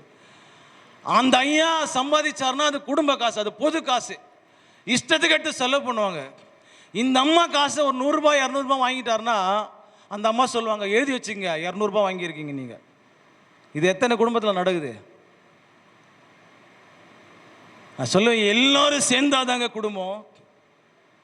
என்னது உன்னது என்பது கிடையாதுங்க. Share the responsibility. சபை என்பது கூட அப்படிதாங்க, எல்லாருக்கும் பொறுப்பு உண்டுங்க. தலைமைத்துவத்தில் ஒருவர் இருக்கலாம், ஆனால் பொறுப்பு என்பது எல்லாருக்கும் உண்டானதுங்க. எல்லாரும் சேர்ந்தாதான் ராஜ்யம் கட்டப்படுங்க.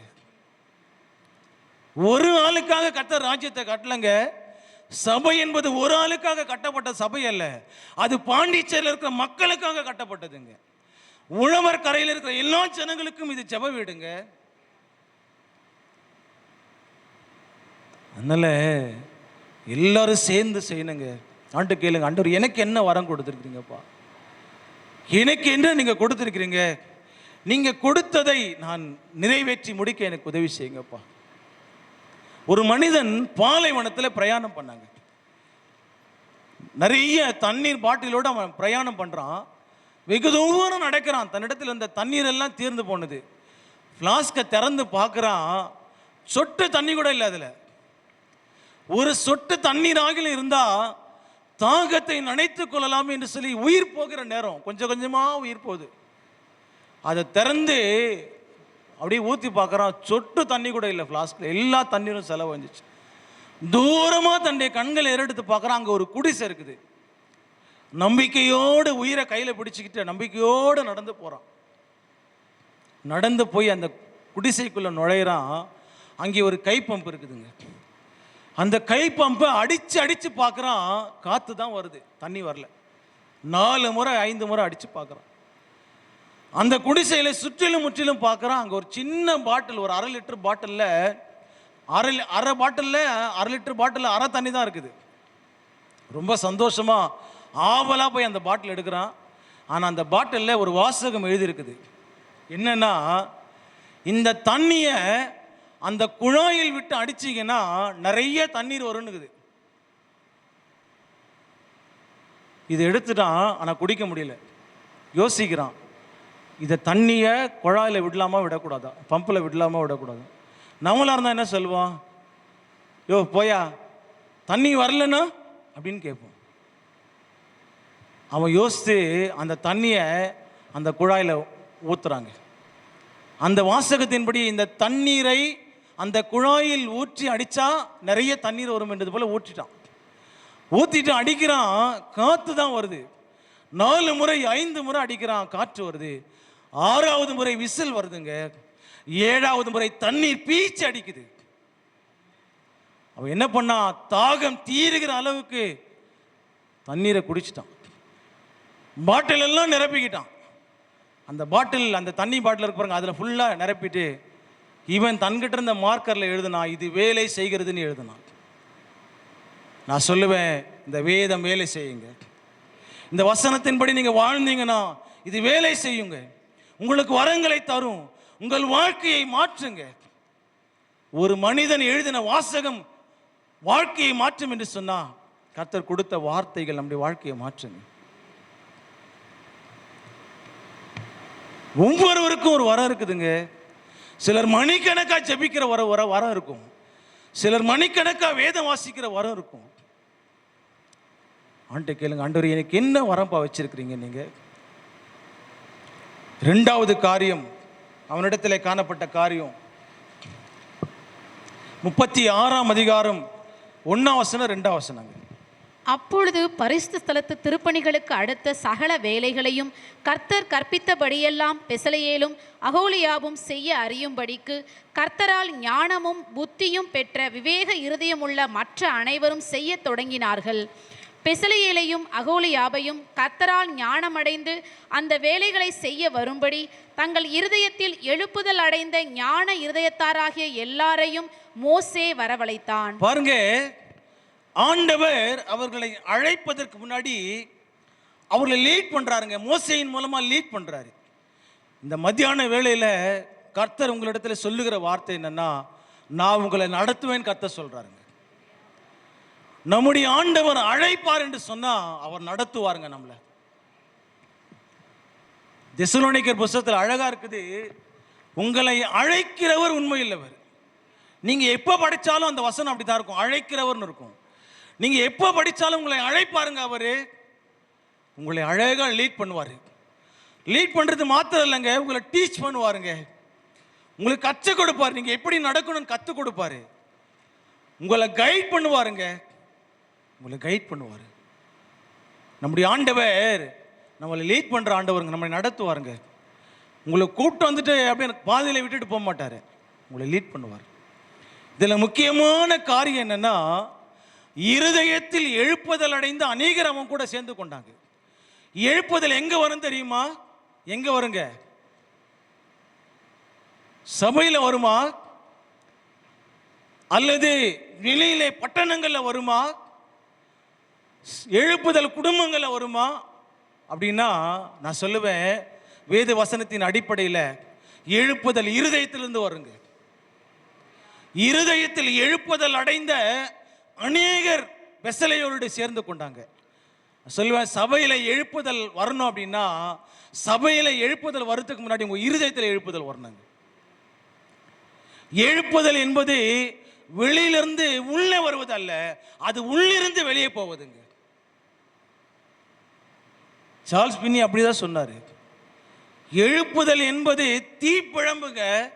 சில பேருக்குள்ள ஒரு ஃபயர் இருக்கும். சில பேரை படிக்க வச்சுட்டீங்கன்னா அவன் நல்லா படிச்சு டாப்ல வந்துடுவான். சில பேருக்கு ஒரு சின்ன தூண்டுதல் போட்டீங்கன்னா போதும், அவன் பெரிய ஆள் ஆயிடுவாங்க.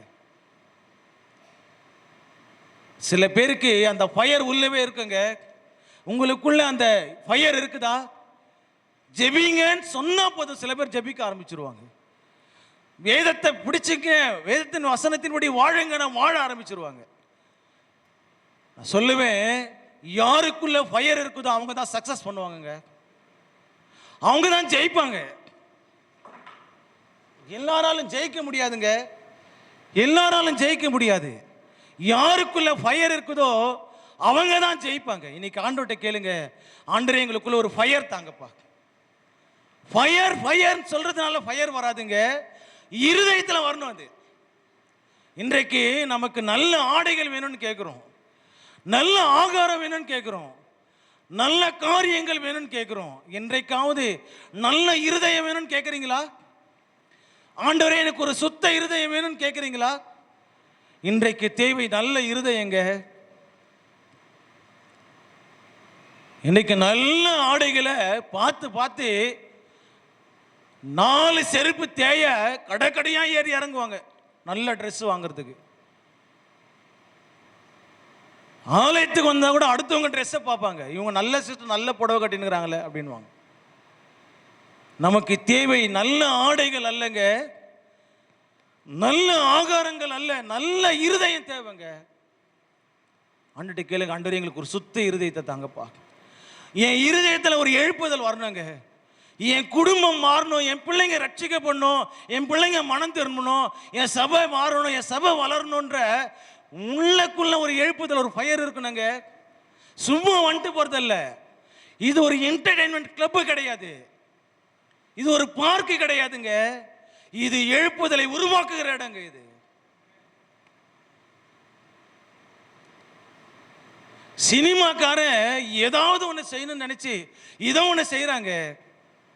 நம்முடைய இருதயங்களில் எழுப்புதல் வரணுங்க. ஈவான் ராபர்ட்ஸ் என்கிற ஒரு தேவனுடைய தாசர் இருந்தாருங்க. ஒரு நாள் ஒரு மனிதன் வில்லியம் பூத்தை பார்க்கறதுக்காக போயிருந்தாருங்க. அவர் பார்க்க போகும்பொழுது வில்லியம் பூத்துகிட்ட பேசிட்டு இருக்கும்போது வில்லியம் பூத் டேபிளில் ஒரு சின்ன டிராக்ட் இருந்துச்சு. அந்த டிராக்ட் எடுத்து அந்த மனுஷன் பாக்கெட்டில் போட்டுனார், வில்லியம் பூத்துக்கு தெரியாமல். 2-3 நாள் அந்த மனிதன் வில்லியம் பூத்தை பார்க்க வரல. எல்லாத்தையும் விசாரிக்கிறாரு, என்ன அந்த பிரதர் வரவே இல்லை அப்படின்னு வில்லியம் பூத் எல்லாத்தையும் கேட்குறாரு. தெரிலங்கய்யா, என்னன்னு தெரில. வயது முதிர்ந்த கால வில்லியம் பூத்துக்கு. ஒரு 4 நாள் கழிச்சு அந்த மனுஷன் இவரை பார்க்க வராரு. வில்லியம் பூத் கேட்குறாரு, என்ன பிரதர் 4 நாளாக உங்களை ஆளே காணும்? அவர் சொல்கிறாரு, ஐயா அதுவா, வேல்ஸ் தேசத்தில் ஒரு எழுப்புதல் கூட்டம் நடந்துச்சு, உயிர் மீட்சி கூட்டம் நடந்துச்சு. ஒரு 26 வயது நிரம்பிய இளைஞன் அங்கே கூட்டத்தில் பிரசங்கியாராக கலந்து கொண்டிருந்தார். நான் போயிருந்தேன். அந்த இளைஞன் 1.5 மணி நேரம் ஆராதனை பாடல் எல்லாம் நடந்துச்சு, ஒன்றும் பேசல, அப்படியே தலை குனிஞ்சு உட்காந்துருந்தான். அவன்கிட்ட அந்த கூட்ட அமைப்பாளர்கள் அந்த மைக்கை கொடுத்தது தான் தாமதங்க. அவன் மைக்கை வாங்கினா உயிர் மீட்சி அலை போல பாய்ந்தது. ஜனங்க மூர்ச்சித்து கிடந்தாங்க, தரையில விழுந்து கிடந்தாங்க. இப்படிப்பட்ட உயிர் மீட்சியை நம்முடைய காலங்களில் கூட நான் பார்க்கலன்னு சொன்னார். வில்லியம் பூத்து கேட்டாரா, யார் அந்த வாலிபன், அப்படி பேர் என்ன சொன்னார். அவன் தான் ஈவான் ராபர்ட்ஸ் என்று சொன்னார். அந்த நாட்களில் சினிமா தேட்டர்லாம் மூடிட்டாங்க, மதுபான கூடங்கள் எல்லாம் மூடப்பட்டதுங்க. எல்லாமே தேவனை ஆராதிக்கிற இடமா மாறிச்சு. அவர் சொன்னாரு, அந்த இளைஞன் 26 வயதில் உயிர் மீட்சி கொண்டு வருவதற்கு 13 வயசுலேருந்து 13 ஆண்டுகள் ஜெபம் பண்ணியிருக்கிறான்னு சொன்னான். 13 வருஷம் ஜெபம் பண்ணியிருக்காருங்க உயிர் மீட்சிக்காக, எழுப்புதலுக்காக. நம்ம எவ்வளோ ஜெபம் பண்ணுறோம்? நான் சொல்லுவேன், எழுப்புதல் என்பது வார்த்தையிலே வருவதல்லங்க, அது ஜனங்களுடைய மாறுதல்னால வருது. அது ஜனங்க மனம் திரும்புவதனால வருவது. ஜனங்க மணிக்கணக்கா தரையிலே மூர்ச்சித்து விழுந்து கிடந்தாங்க. நான் பிரசங்கம் எடுக்கும்போது கூட நான் ஒரே ஒரு காரியம் ஆண்டவர்கிட்ட ஜெபம் பண்ணுவேன். ஆண்டவரே, நான் எடுக்கிற பிரசங்கத்தில் விளைவுகளை பார்க்கணும்ப்பா. ஒரு வார்த்தையாகலும் ஜனங்களை தொடணும் ஆண்டவரே. விளைவுகளை பார்க்காம பண்ற பிரசங்கம் வீண்க. ஒரு பாட்டு பாடுற, ஒரு ஆராதனை நடத்துறேன்னா அதில் விளைவுகளை பார்க்கணும். அழக குரல் வளத்தை காட்டுவதல்ல, அது ப்ரொஃபஷனலா நம்மளோட வெளியால் நல்லா பண்ணுவான். நம்முடைய திறமைகளை நிரூபிக்கிற இடம் இது கிடையாதுங்க. நம்முடைய தாளந்துகளை காட்டுற இடம் இது கிடையாது. தேவனுடைய அக்கினை இருக்கிற இடம் இது. தேவ சமூகத்தை கொண்டு வருகிற இடங்க இது. நான் யார் என்பதை காட்டுவதல்ல, தேவன் யார் என்பதை காட்டுகிற இடங்க இது. வில்லியம் கேரியுடைய 30 மொழிகளில் ஒரு வேதாமத்தை மொழிபெயர்த்தாருங்க. அப்படியே சுயசரிதையில் ஒரு நாள் எல்லாவற்றையும் அச்சு கோர்த்து மொழிபெயர்த்துட்டாரு. ஒரு நாள் அவருடைய அச்சிக்கூடம் அப்படியே எரிந்து தீக்கிரையாகி சாம்பல் ஆயிடுச்சு. வெளியில சேர் போட்டு உட்காந்துட்டு யோசிக்கிறாரு, இந்தியாவுக்காக நான் எப்படி உதவி செய்ய முடியும்னு யோசிக்கிறாரு. இந்தியாவுக்கு நான் எப்படி உதவி செய்ய முடியும்? எரிஞ்சு சாம்பல் ஆயிடுச்சுங்க. பிரஸ் முழுசும் போயிடுச்சு, அச்சு கோர்த்தது எல்லாமே போயிடுச்சு, மொழிபெயர்த்த மொழிபெயர்ப்புகள் எல்லாம் போயிடுச்சுங்க. உட்கார்ந்து யோசிக்கிறாரு, இந்தியாவுக்கு நான் எப்படி உதவ முடியும்னு யோசிச்சாருங்க. மறுபடியும் மொழிபெயர்த்தாரு, மறுபடியும் அச்சு கூட நிறுவனாரு. 30 மொழிகளில் வேதாமத்தை மொழிபெயர்த்து கொடுத்தாருங்க. சமஸ்கிருத ஆசிரியராக பெங்காலில் அவர் வேலை செஞ்சாருங்க. தன்னுடைய சம்பளத்தின் பெரும் பகுதியை ஊழியத்துக்கு கொடுத்தாருங்க. அவரு கடைசி நாளில் 72 வயசுல எல்லாத்தையும் முடிச்சுட்டு உட்காந்துட்டு சொல்றாரு, எல்லாம் முடிச்சுட்டேன், இனிமேல் போறதுக்கு தான் ஆயத்தமா இருக்கணும், காத்திருப்பதை தவிர வேற வழி இல்லை, அவர் எப்போ கூப்பிட்டாலும் நான் போயிடுவேன் அப்படின்னு சொல்றாரு. அவர் நண்பன்கிட்ட சொல்றாரு கூப்பிட்டு, பிரதர், நான் செத்ததுக்கு அப்புறம் என்னை பற்றி எழுதாதீங்க, வில்லியம் கேரியை பற்றி எழுதாதீங்க, வில்லியம் கேரியின் ரட்சகரை பற்றி எழுதுங்கன்னு சொன்னாருங்க. எப்படிலாம் வாழ்ந்திருக்கிறாங்க பாருங்க. நம்முடைய வாழ்க்கையில் அதெல்லாம் எழுப்புதல அவங்க தாங்க. இந்த உடன்கட்டை ஏறுகிற பழக்கத்தை ஒழிச்சவர் யார் தெரியுமா? வில்லியம் கேரிங்க. சமுதாய மாற்றங்களை கொண்டு வந்தாங்க தேசத்தில், தெரியுமா? கிராஸ் கல்ச்சருங்க. ஜாதி விட்டு ஜாதி பழகுனாங்க. நம்ம எல்லாம் ஒரே குட்டையில் ஊறிக்கொண்டே இருக்கிறோம். Cross culture. இயேசு சமாரிய ஸ்திரியை பார்க்க போறார். கிராஸ் கல்ச்சருங்க. சமாரியர்களுக்கும் யூதர்களுக்கும் ஆகாது. அவர்கள் கலப்பின யூதர்கள். அவங்க 2 ஜாதிக்கு பிறந்தவங்க. ஒரு கிராஸ் கல்ச்சர்ல இயேசு சந்திக்க போறாரு. நம்ம எல்லாம் எப்போ இதெல்லாம் சாதிக்க போறோம்? Cross culture. அந்நிய தேசத்துலேருந்து இங்கே வந்தாங்கங்க, இந்தியாவுக்கு வந்தாங்க, இந்திய மொழிகளை கற்றுக்கொண்டாங்க. சொல்லுவேன், எழுப்புதல் இருதயத்திலிருந்து வரணுங்க. உங்க குடும்பம் மாறணும், நீங்க மாறணும்னு நீங்க தான் நினைக்கணும். ஆசை இருக்கணுங்க. ஆசை இருந்தாதான் அந்த வலி, அந்த ஃபயர் இருக்கணும் உங்க வாழ்க்கையில். உங்களுடைய வாழ்க்கையில் இருக்குதா அதெல்லாம்? எங்க சபை வளரணும், எங்க சபை சீக்கிரமா கட்டப்படணும்.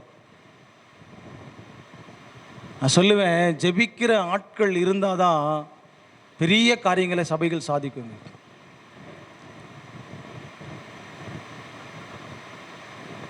பெர்க்மான்ஸ் பாடுறார்ல, தூங்காம ஜெபிக்கும் வரம் தாங்கப்பா, விழித்திருந்து ஜெபிக்கும் வரம் தாங்கப்பா. நான் கேட்குறேன், பைபிளில் ஜெபிக்கும் வரம்னு ஒன்று இருக்குதா? இல்லை. ஃபாதர் பாடினாரு, அதை அவர் ஆசை நிமித்தம் பாடினாரு. நான் சொல்லுவேன், ஜெபம் என்பது வரம் கிடையாதுங்க, அது ஆசை. நான் ஜெபிக்கணும், நான் ஜெபித்து என் குடும்பத்தில் மாற்றத்தை கொண்டு வரணும், சபையில் மாற்றத்தை கொண்டு வரணும், இந்த உழவர் கரையில் மாற்றத்தை கொண்டு வரணும்னு ஆசையாக இருக்கணுங்க. அது கடைசியாக ஒரு காரியத்தை நான் சொல்லி முடிக்கிறேன். அதே 36ஆம் அதிகாரம் 35ஆம் அதிகாரம் 22ஆம் வசனங்க, 35-22ங்க. மனப்பூர்வமுள்ள ஸ்திரீ புருஷர் யாவரும் அஸ்தகடங்கள், காதணிகள், மோதிரங்கள், ஆரங்கள் முதலான சகலவித பொன் ஆபரணங்களையும் கொண்டு வந்தார்கள். கர்த்தருக்கு காணிக்கை செலுத்தின ஒவ்வொருவனும் பொன்னை காணிக்கையாக செலுத்தினார். போதும் சிஸ்டர். மனப்பூர்வமா செஞ்சாங்க. ஆண்டவருக்கு ஆலயத்தை கொடுப்பதற்கு, காணிக்கை கொடுப்பதற்கு மனப்பூர்வமா செஞ்சாங்க. நீங்க சொல்லுவேன், நீங்க எதை செய்தாலும் சரிங்க, மனப்பூர்வமா செய்யுங்க. கட்டாயமா செய்யாதீங்க, நிர்பந்தமா செய்யாதீங்க. நீங்க மனப்பூர்வமாய் செய்கிறவனிடத்திலே தேவன் பிரியமா இருக்கிறார். இன்னைக்கு நிறைய பேர் மனப்பூர்வமாய் செய்யறதில்லை, மனப்பூர்வமாய் விட்டு கொடுக்கறது இல்லை, கட்டாயத்தின் பேர்ல விட்டு கொடுக்குறாங்க.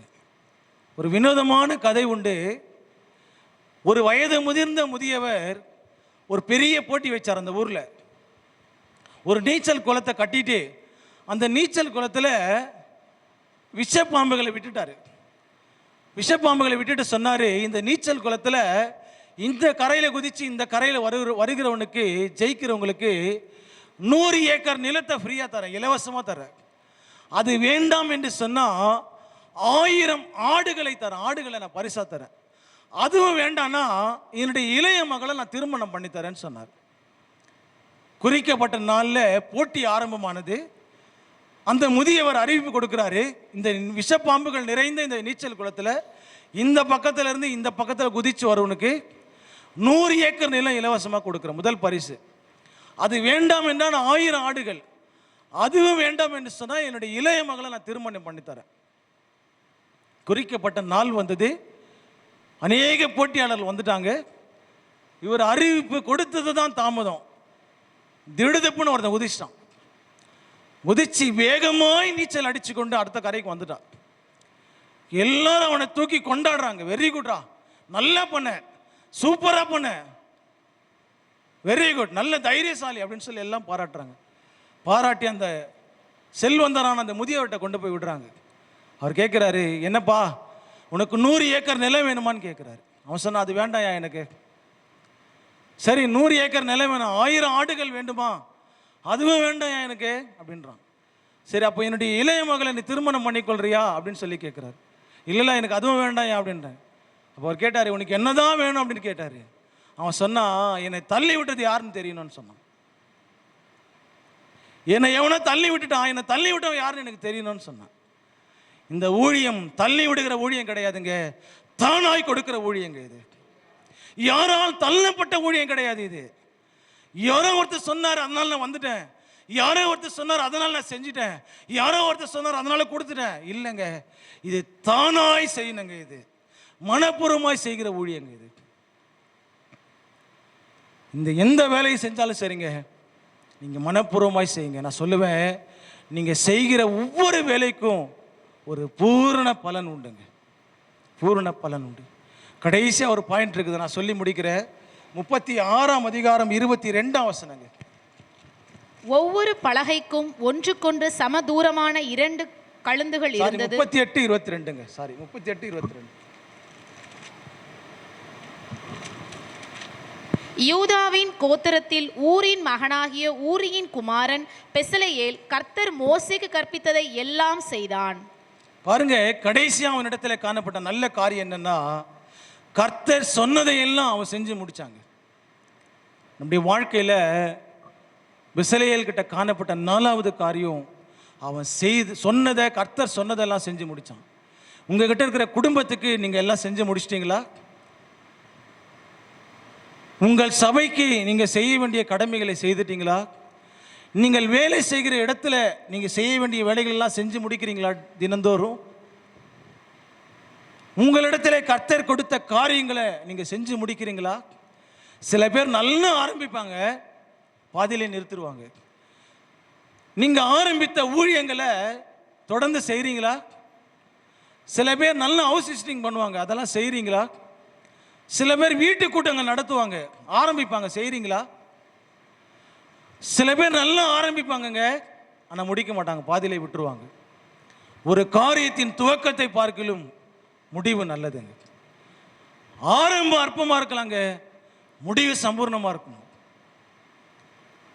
நீங்க எதை ஆரம்பிக்கிறீங்கன்னு சொல்ல வரல நானே, நீங்க செய்து முடிக்கிறவங்களா மாறணுங்க. பவுல் எழுதுறாரு அப்போஸ்தலர் 20:24, ஆகிலும் ஒன்றை குறித்து நான் கவலைப்படேன், என் பிராணனை நான் அருமையாக என்ன, என் ஓட்டத்தை சந்தோஷத்தோடு முடிக்கவும் என் கர்த்தராகி இயேசுவினிடத்தில் பெற்ற ஊழியத்தை நிறைவேற்றவுமே விரும்புகிறேன். கர்த்தர் உங்க கிட்ட கொடுத்த பிள்ளைகளை நீங்க நல்லா வளர்க்குறீங்களா? உங்க குடும்பத்தை நல்லா நடத்துறீங்களா? உங்க பிள்ளைகளுக்கு செய்ய வேண்டியதெல்லாம் செஞ்சு முடிச்சிட்டீங்களா? சில பேர் பிள்ளைகளை பெற்றெடுத்துப்பாங்க, ஆனால் பிள்ளைகளுக்கு செய்ய வேண்டியதெல்லாம் செய்ய மாட்டாங்க. சில பிள்ளைகள் இருப்பாங்க, பெற்றோர்கிட்ட எல்லாம் வாங்கிப்பாங்க, பெற்றோர்களுக்கு செய்ய வேண்டியதை செய்ய மாட்டாங்க, கடமையை செய்ய மாட்டாங்க. ஒன்றை இழந்துட்ட பிறகு அழக்கூடாதுங்க, அது இருக்கும்போதே அதை செய்து முடிக்கணும். எல்லாம் செஞ்சு முடிச்சிட்டீங்களா? சகலத்தையும் செய்து முடித்தவர்கள் தான் அங்கே போய் சேருவாங்க. ஆண்டவர் வந்து அங்கே போன உடனே கேட்பாரு, நீ எல்லாத்தையும் செஞ்சு முடிச்சான்னு கேட்பாரு.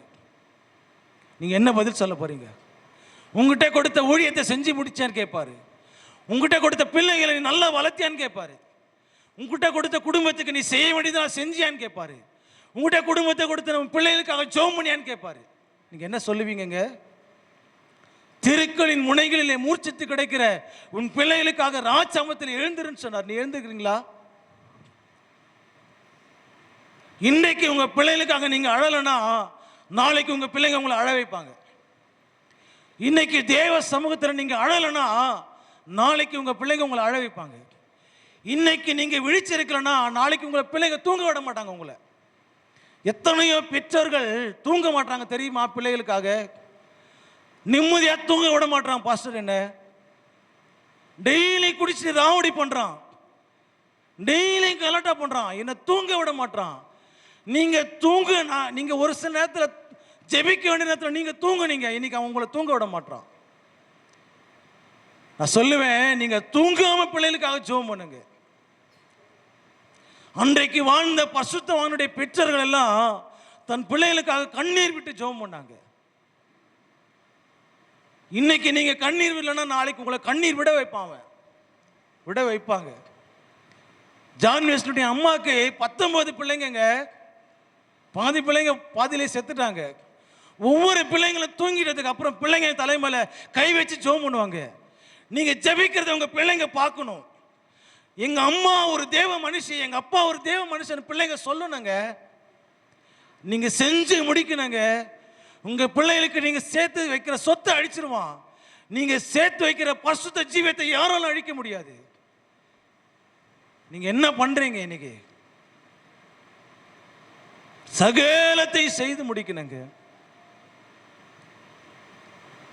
சில பேர் அப்பா அம்மா நல்லா வளர்ப்பாங்க, நல்லா பார்ப்பாங்க, வயதானவனு முதியோர் இல்லத்தில் கொண்டு போய் விட்டுருவாங்க. வயதான பிறகு மதிக்க மாட்டாங்க. பிள்ளைகள் பெற்றாருக்கு செய்ய வேண்டியதை செய்யுங்க. இந்த மோசே சொன்னதை எல்லாம் செஞ்சு முடிச்சான். ஆண்டவருக்கு செய்ய ஆரம்பிக்கிறவர்கள் அல்லங்க, செய்து முடிக்கிறவர்கள் ஆண்டவருக்கு தேவைங்க. இவங்கிட்ட கொடுத்தா அவன் செஞ்சு முடிச்சிருவான், இவங்கிட்ட கொடுத்தா முடிக்காம விட மாட்டான் அப்படின்னு சொல்லி கர்த்தர் நம்மளை நம்பணுங்க. பவுல் சொல்றார், கர்த்தர் என்னை உண்மையிலவன் என்று எண்ணி இந்த ஊழியத்துக்கு ஏற்படுத்தி இருக்கிறார். நகோமி சொல்றா ரூத்துக்கிட்ட, நீ இதெல்லாம் கொடுத்துட்டு நீ பண்ணிட்டு வந்துரு, அவன் இந்த காரியத்தை முடிக்க முன்னாடி இளைப்பாற மாட்டான்னு சொல்றாரு. நீங்க எப்படி இருக்கிறீங்க? எல்லாத்தையும் செஞ்சிட்டீங்களா? உங்க பிள்ளைகளுக்கு ஆண்டவருக்கு செய்ய வேண்டிய காரியங்கள் எல்லாம் செஞ்சிட்டீங்களா? ஆரம்பிச்ச காரியங்கள் எல்லாம் அட்லீஸ்ட் முடிச்சிங்களா? சில பேர் சாகும்போது அழுவாங்க, ஐயோ என் பிள்ளைகளை நான் அனாதையா விட்டு போறேன்னு, நான் எதுவுமே செய்யலையே என் பிள்ளைகளுக்கு நான் அழுவாங்க. காலம் கடந்த பின்பு விடுகிற கண்ணீர் விரயமானது, வேஸ்ட்டுங்க அது. ஆண்டவரே இதுவரைக்கும் நான் செய்யலப்பா, என்னால முடியல ஆண்டவரே, நான் செய்து முடிக்கிறதுக்கு எனக்கு பலன் கொடுங்கப்பா. எனக்கு ஆசை இருக்குது ஆண்டவரே செய்யணும்னு, ஆனால் என்கிட்ட இருக்கிற வசதி என்னால் செய்ய முடியாதுப்பா. என் பிள்ளைகளுடைய எதிர்காலத்தை நீங்க டேக் ஓவர் பண்ணிக்கங்கப்பா. என்னுடைய ஊழியத்தை நீங்க பார்த்துங்க, என்னுடைய ஜீவியத்தை நீங்க பார்த்துங்க ஆண்டவரே. செய்து முடித்தாங்க. இவன் செஞ்சு முடிச்சாதான் ஆரோனுக்கு வேலையே உள்ள. நான் சொல்லுவேன், நீங்க செஞ்சு முடிச்சாதான் உங்க பிள்ளைகளுடைய வேலை ஆரம்பிக்கும். நான் எப்படின்னா வாழ்ந்துட்டு போயிட்டேன்னு நீங்க நினைச்சிட்டீங்கன்னா உங்க வாழ்க்கை உங்க பிள்ளைகளை பாதிக்குங்க. ஏசா ஒரு நாள் வேலையெல்லாம் முடிச்சுட்டு வீட்டுக்கு வரான், பயிற்றங்கூழ் சமைச்சிட்டு இருக்கிறான். யாக்கோபு கொஞ்சம் பயிற்றங்கூழ் கொடுன்னு கேட்குறான். ஒருவேளை ஆகாரம் தாங்க, ஒருவேளை ஆகாரம் தான். யாக்கோபு கேட்குறான், உன் சேஷ்ட புத்திர பாகத்தை தந்துடுறியா அப்படின்னு கேட்குறான். அவன் சொல்கிறான், நான் சாக போகிறேனே, இது என்னத்துக்கு எடுத்துக்கோன்னா. செத்துட்டானா அவன்? ஏசா செத்துட்டானா? சாகலைங்க. 3 மனைவியை திருமணம் பண்ணி பிள்ளைகளை பெற்றெடுத்தான். இவன் விட்டு ஆசீர்வாதம் அவன் பிள்ளைகளுக்கு கிடைக்கவே இல்லைங்க. கண்ணீர் விட்டு கவலையோடு தேடியும் மனமாறுதலை காணாம போனான். இவன் நினைச்சான், என்னோட என் வாழ்க்கை முடிஞ்சுன்னு நினைச்சாங்க. யாக்கோபின் சந்ததி தான் இன்ன வரைக்கும் ஆசீர்வாதமா இருக்கிறாங்க. யாசாக்கு ஆசீர்வாதமே கிடைக்கல. அவன் பண்ண ஒரே ஒரு தப்பு, அவன் சந்ததி பாதிக்கப்பட்டுச்சுங்க. நீங்க நினைக்கலாம், நான் வாழ்ற வாழ்க்கை எப்படி என் பிள்ளைகளை பாதிக்கும் பின்னாடி வரும். நீங்க நன்மை செஞ்சு தேவனுக்கு பிரியமாய் வாழ்ந்து உங்க ஓட்டத்தை முடிச்சிங்கன்னா உங்க பிள்ளைகள் ஜெயமா வாழ்வாங்க, உங்க பிள்ளைகள் ஆசீர்வாதமா இருப்பாங்க. இந்த சபையில உங்களுக்கு அப்புறம் உங்க பிள்ளைங்க இருப்பாங்களா? சொல்ல முடியுமா உங்களால? எனக்கு அப்புறம் இந்த பிள்ளைங்க, எங்க பிள்ளைங்க இந்த சபையில வருவாங்கன்னு சொல்ல முடியுமாங்க உங்களால? வரணுங்க. இந்த சபையில உங்க பிள்ளைங்க சாட்சியாய் தூணா நிக்கணும். சொல்ல முடியுமா உங்க சந்ததி வரும்னு? என்ன வாழ்க்கை இது வாழ போறோம்? ஆண்டவரே, நான் செஞ்சு முடிக்க எனக்கு உதவி செய்யுங்கப்பா. எனக்கு அப்புறம் நான் மரிச்ச பிறகு என் பிள்ளைங்க இங்க இருக்கணும். சந்ததியா எங்க பிள்ளைங்க உங்களை சேவிக்கணும் ஆண்டவரே. ஒரு சந்ததி அவரை சேவிக்கும், தலைமுறையா இது கர்த்தருடைய சந்ததி எனப்படுங்க. பெசலேயேல் செஞ்சு முடிச்சாங்க. உங்க பிள்ளைங்களை நல்லா படிக்க வைங்க. உங்க பிள்ளைங்க பார்த்து சொல்லக்கூடாது, நாளைக்கு எங்க அப்பா இதை எனக்கு பண்ணவே இல்லைன்னு சொல்லக்கூடாது.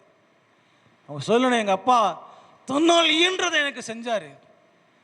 எங்க அப்பாவுக்கு நல்ல வருமானம் இல்லை தான், எங்க அப்பா வறுமையில தான் வாழ்ந்தாரு, எங்க அப்பாட்ட காசு இல்லை, ஆனாலும் எங்க அப்பா எனக்கு செஞ்சாருங்க அப்படின்னு சொல்லணுங்க உங்களை பார்த்து.